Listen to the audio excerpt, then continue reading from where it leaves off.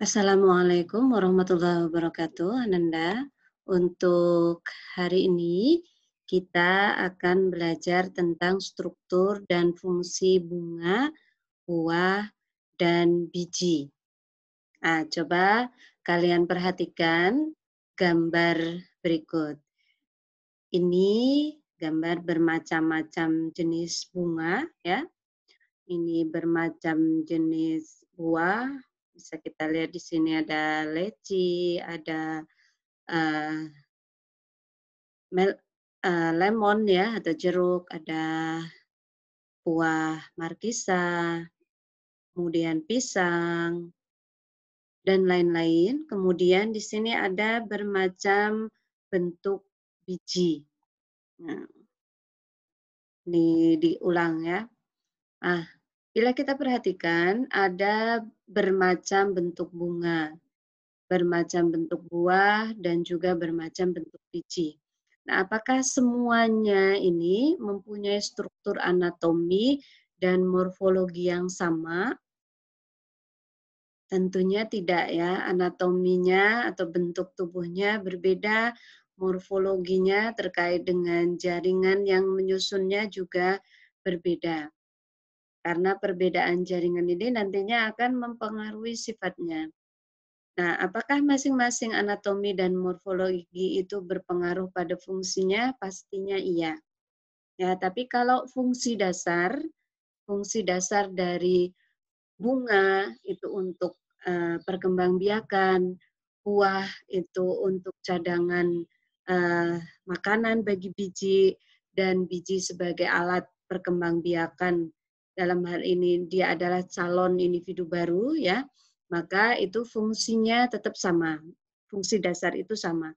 Tapi fungsi tambahannya terkait dengan mungkin cara penyebaran, kemudian proses penyerbukan, sehingga ini karena yang membantunya berbeda-beda, maka morfologinya juga akan berbeda menyesuaikan dengan itu. Nah, kalau kita perhatikan bunga ya, bunga yang sempurna ini contohnya pada gambar seperti ini. Bunga itu bagiannya terdiri dari ada yang disebut sebagai perhiasan bunga dan ada yang disebut sebagai alat perkembangbiakan bunga. Perhiasan bunga itu meliputi kelopak ya. Kelopak sering juga disebut sebagai sepal. Kelopak bunga ya. Kemudian ada lagi ini bakal buah yang di dalamnya ada bakal biji ya, bakal biji ovule. Kemudian ini adalah stamen atau benang sari. Kemudian ini putik ya. Ada bagian kepala putik. Kemudian ini tangkai putik dan dasar atau karpel atau ovari ini ya, bakal ini berarti bakal buahnya, bakal buah tadi atau dasar dari putiknya. Putik itu secara umum ini karpel ya, keterangannya ada di sini. Nah, kalau bunga sempurna itu dia mempunyai semuanya ini.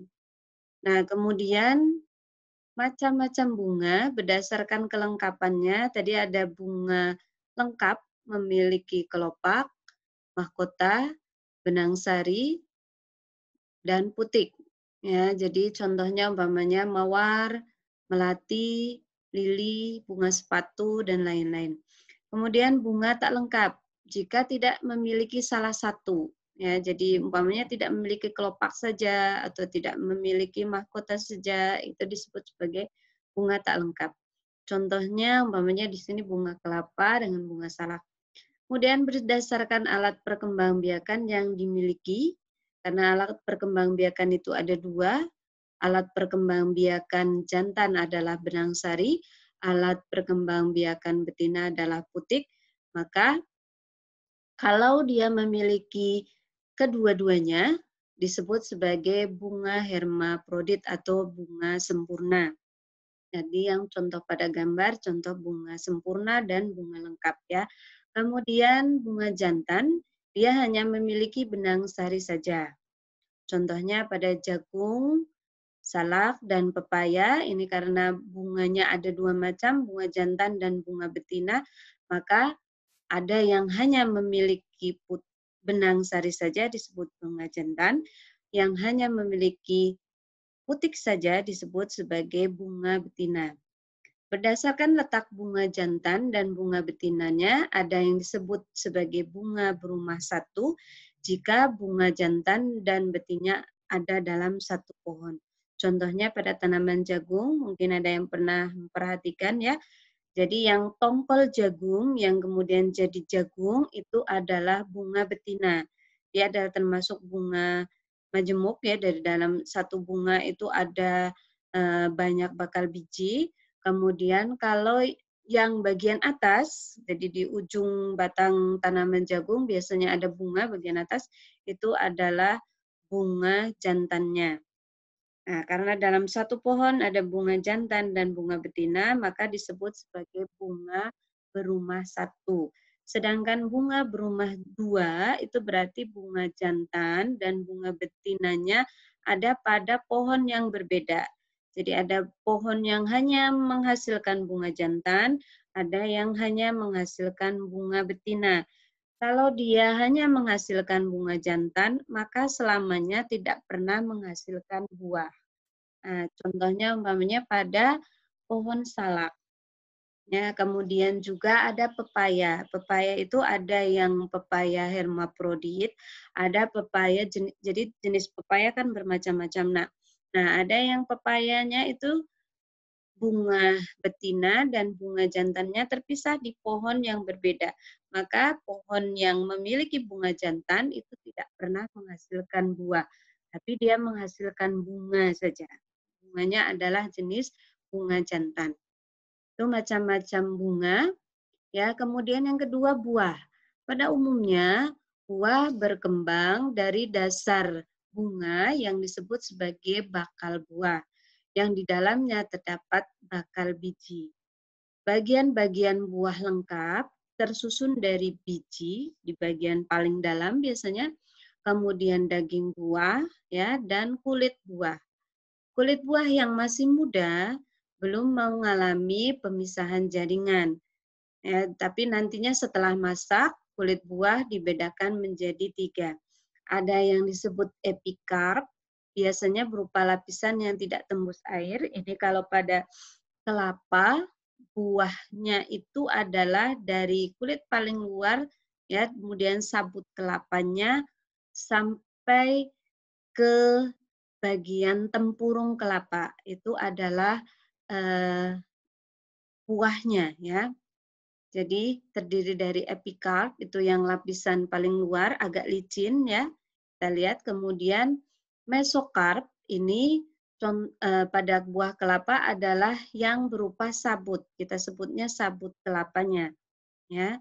Kemudian kalau pada buah mangga kulitnya yang paling luar yang bisa kita kupas. Kalau matang itu kan bahkan bisa kita kupas tanpa menggunakan pisau ya, kita tarik aja ujungnya, maka bisa terpisah. Ini adalah bagian epikarpnya, kemudian mesokarpnya adalah buahnya yang kita makan, ya.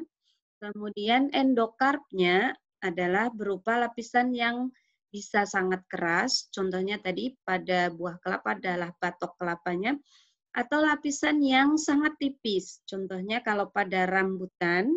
Ingat kalau kita makan buah rambutan ya, kulitnya kan yang ada rambut-rambutnya warna merah atau kuning gitu ya. Kemudian daging buahnya, mesokarpnya itu yang kita makan yang putih. Kemudian di dalamnya sebelum ke biji ada lapisan tipis yang biasanya kadang kalau yang jenis yang tertentu ya bisa dia menempel ke buahnya saat kita pisahkan dari bijinya. Ini disebut endokarp.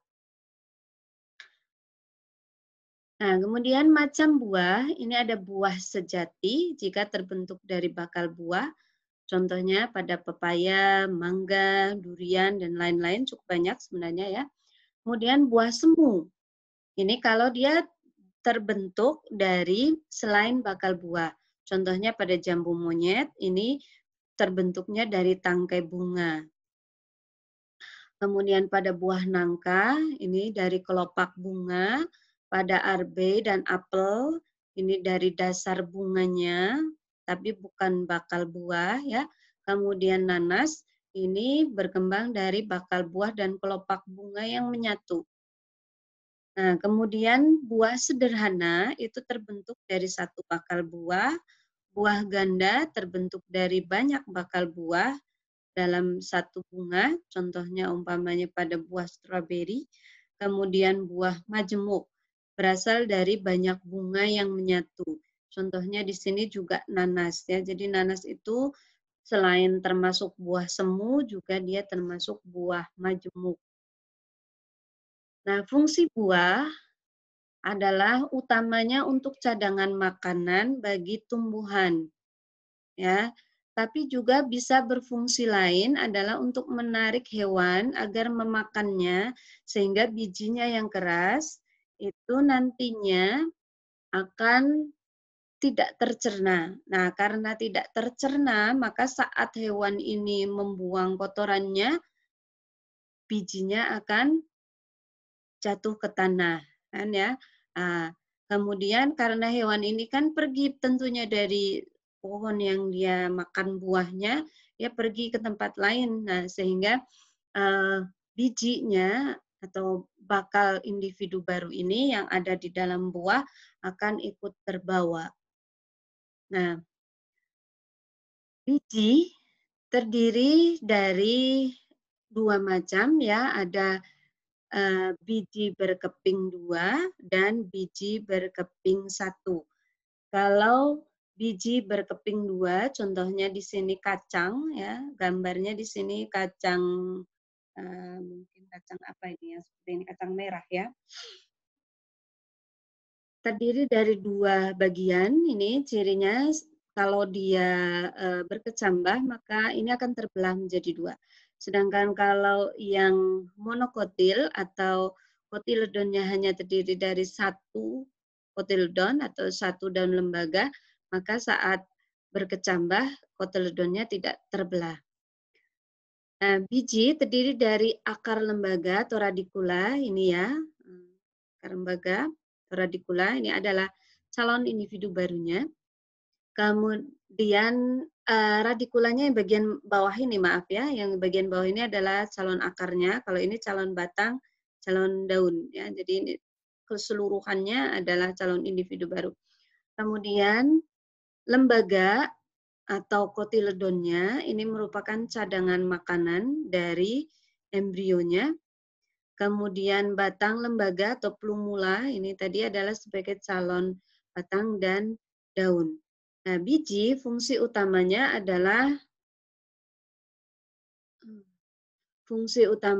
sebagai penyimpan cadangan makanan dan alat reproduksinya ya. Biji ini ada yang nantinya disebarkan dengan mendapatkan bantuan dari angin sehingga bijinya ada bagian yang bisa membantu untuk diterbangkan angin, umpamanya contohnya pada tanaman mahoni ya.